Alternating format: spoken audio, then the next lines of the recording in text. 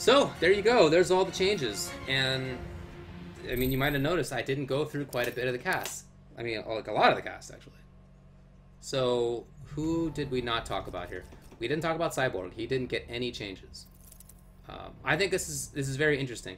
I feel that Cyborg is on the weaker end of things, but then I've also talked with some people who think that he's good, and that he was kind of kept from being as good as he could be by having some bad matchups among the top tiers, who now are a little bit worse. So maybe the fact that he, you know, hasn't been changed himself, but doesn't have to deal with as bad matchup characters, maybe he'll become more prominent. I don't know. We'll see. But I think it's an interesting choice because a lot of people don't believe in Cyborg, and I guess the folks at NRS do, and I'm really curious to see how that pans out. I think that's very cool. And then, I don't think we talked about Arrow, right? I think Arrow is pretty much left alone. Yes. Oh, my bad. Arrow's left alone. I feel Arrow is another good character.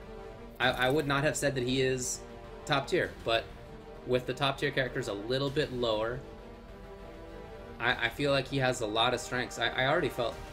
I mean, you know, you could already see Illusions making just outside of top 8 and in top 8 with Arrow, and using Arrow to beat Superman and the like. I thought that was... I think that's cool. So he's, I think, in a good spot. And then Blue Beetle. Again, another one of these characters some people think is on the weak end of things, and some people think was already just outside the cusp of top tier. So, you know, we'll see. I feel like that's... That's a tough kind of character to know how to balance, because you're not, at least in the community, I don't feel like many people are sure about how good he is or not. Again, some people feel like he's strong, some people feel like he's weak, but he's not like an obvious character to know whether he's good or not. I feel like he's strong personally, but you know, could be wrong about that. But I like that they're not changing him because, you know, we can figure out if he's strong ourselves, basically. And then these two characters, no changes. I think there was like a bug fix or something, but they're both let alone. Firestorm, I have been saying I feel like he's on the weaker side of things. But then in talking with other people, a lot of people don't agree with that. A lot of people think he is even high mid, you know? So, no changes to him.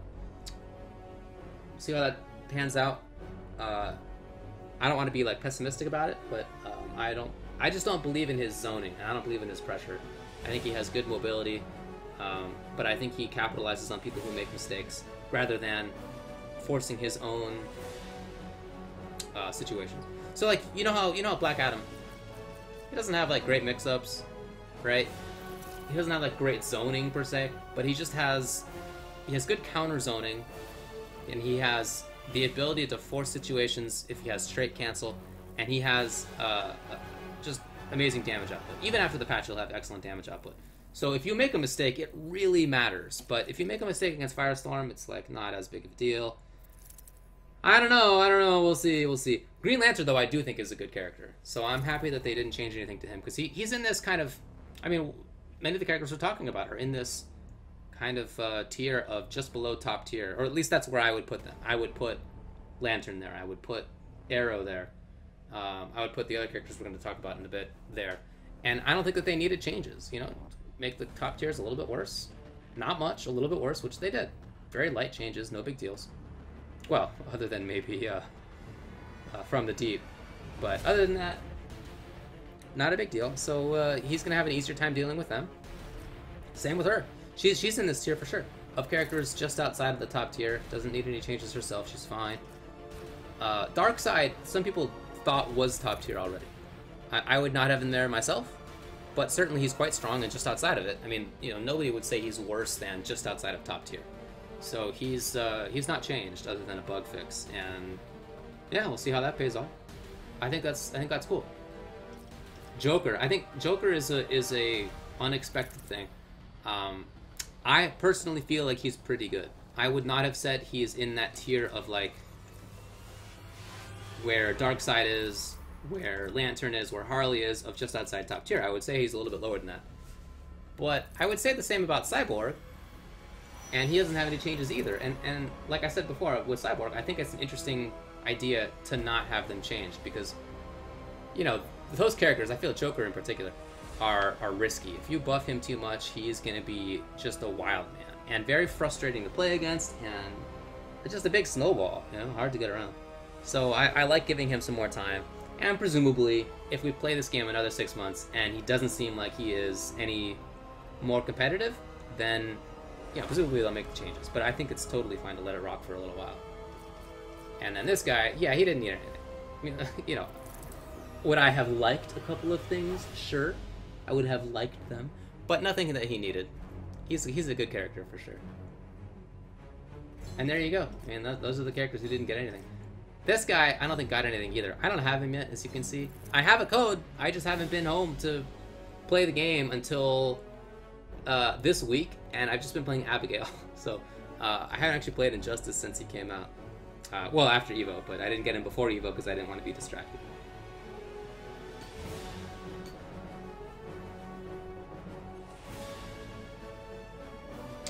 But yeah, they left a lot of characters alone, and I think that's really cool. It's such a different take from how NRS used to be. They used to change, you know, every character got something. Significant nerfs to top tier, significant buffs to low tier, like just kind of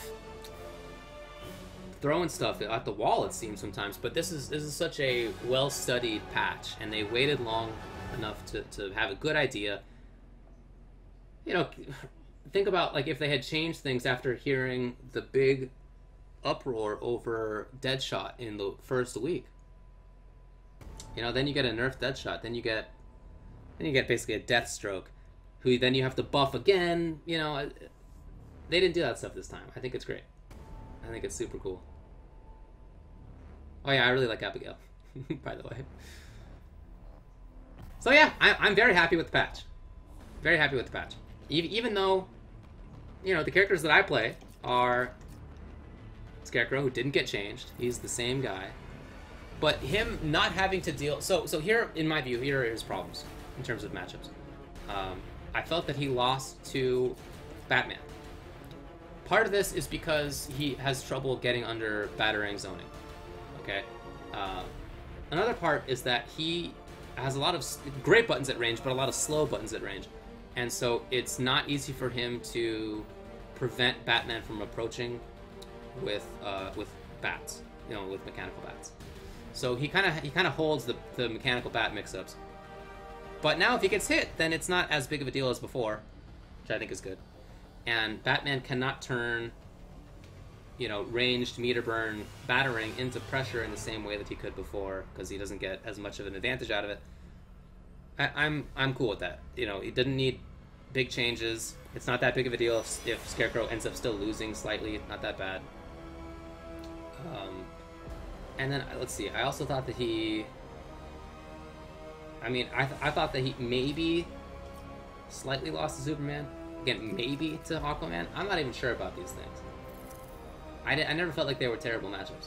But the fact that he doesn't have to worry about from the deep turning into big damage from afar, and he doesn't have to worry as much about Aquaman's pressure, you know, he's gonna do great. I think that's the... I'm not saying Scarecrow's gonna beat Aquaman in the future, but it's not gonna be a problem matchup. I already felt like he did fine against Black Adam, you know, but now Black Adam is not gonna hurt quite as much. He's still gonna be, you know, a good damage character, but not quite as crazy. I think for Scarecrow, I mean, I already felt he did well against a lot of the characters in the game. It's more that now, like, what's it gonna be for him playing against everybody else? Like, if she gets in on him now, is he just totally done? And it was already kind of hard for him to keep her out. I felt it was pretty even before, but it was more because you could poke at certain times and you could pressure her and stuff. But you could keep her out, but you had to be very mobile about it. But now if she gets in, I mean, is he dead? You know, I don't know. I felt this was a pretty even matchup for him. But now if he knocks down Brainiac, I don't know if it's going to matter as much. If Brainiac... So one of the reasons that I thought Scarecrow did fine in the matchup was that he could control the air all right in a match against a character who wants to control the air in Brainiac. Jump 2 and Jump 3 are really good for Scarecrow. So now if Brainiac holds a trait and jumps into the air, the fact that Scarecrow hits him does not mean that he loses the trait. Right? He can still let go of it afterwards. So that's going to change things up a little bit. You know, we'll see how he does against characters who were a little bit lower, like maybe like Grodd. I'm not sure about Grodd now, but I guess we'll see. Same with Cold. Again, I'm no Cold expert, so I'm not really sure. But I could see her beating him, you know? That wouldn't be crazy to me. Bane, you know, Bane, I didn't think he had a problem with... he didn't have a big problem with damage. A lot of Bane's damage is not... It's not big, it's kind of... It's not bad, of course, but a lot of it is like you're just getting a couple hits and getting a knockdown and doing it, you know, doing it again, and now you're, you know, pressuring again, whatever. So he deals a little bit more damage in situations like this, right? This, I think all of his meter burn specials do more damage. Right, so just more consistent damage. I mean, the problem for him was that he gets zoned out. The other problem for him is that some characters have fast, two-hitting normals that blow up armor. Right? And they didn't change anything about either of those. I guess his meter burn roll is a little bit better just because everybody's is, but that's all there is there. It's just that when he gets in, now he does even more damage than before. So their buff to him is... I mean, it's cool. You know, I mean, he does good damage. That was 3 bars, though. Keep in mind, and that's like a Black Adam combo, but an expensive one. So I don't know. I don't feel like he'll be among the top tier, but the fact that if he gets in now, he can deal more damage is certainly nice. Yeah, I think that's about it. I'm really happy with the patch overall. You know, even though I think that Bane is probably not going to be among the top tier still, I think that's fine, and I think that he is a risky character. You don't want to buff him into how he was in Injustice 1, even though I played him in Injustice 1, right? He was a blast. He was such a jerk. It's a lot of fun, but I know it was very frustrating for his opponents, and I felt like he was, you know, I don't think he was top tier up there with like Martian and Batgirl and whatever, Zod, but he was certainly, I felt, just outside of that. He was really, really good. And his kind of archetype is, I know, very frustrating for people when he is very good. So I get that they don't want him to be... They don't want to take a risk over buffing him. I think that's totally fine. And again, if we play the game for another 6 months and we find out that he's you know, on the weaker side of things, then maybe you give him another small buff. It's no big deal. So I'm very happy with it. I would much rather have hands off and slight changes from the developer than anything big. Because, man, I gotta tell you, in previous NRS games when there were big changes and frequent changes, it was just it was a chore. You know, I'm trying to play Street Fighter, and in the past trying to play Marvel and whatever. I was playing BlazBlue and Under Night, all these different games, and at the same time I'd have to keep track of what happened with the new NRS game for the first year and a half when it dropped, because it changed a lot, and it was not, you know, it wasn't the biggest sink of time in the world, but it was homework that I didn't feel like I needed to be doing, especially because a lot of the changes were just kind of haphazard. So I'm really happy that that's not the case this time. Really happy indeed. So yeah, I guess I'll get this guy, but I'll do that off stream, just when we come back. Oh man, any idea who the new characters are? I have no idea. I mean, I never ask, you know. I always feel bad when there are leaks, and I feel bad for like my friends involved with the game, who are having to deal with leaks. So I feel bad. And then just in my day-to-day job, I deal enough with secrets anyway. I feel like there's not much romance there for me anymore. So I just don't even ask now. Like, hey, who's coming out next? I don't even bother with these questions. I don't know. DC's version of Ant-Man? I have no idea. This looks like Raiden down here, but maybe it's somebody else. I don't know. Maybe this is a Cabal. I have no idea.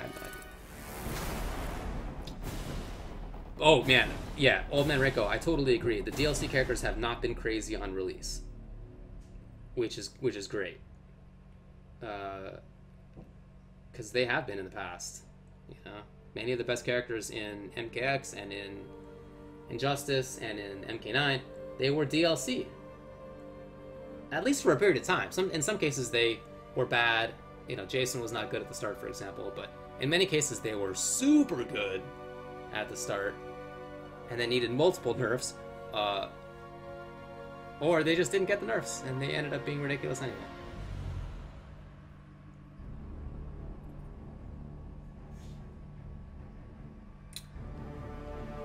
So, alright, that is it.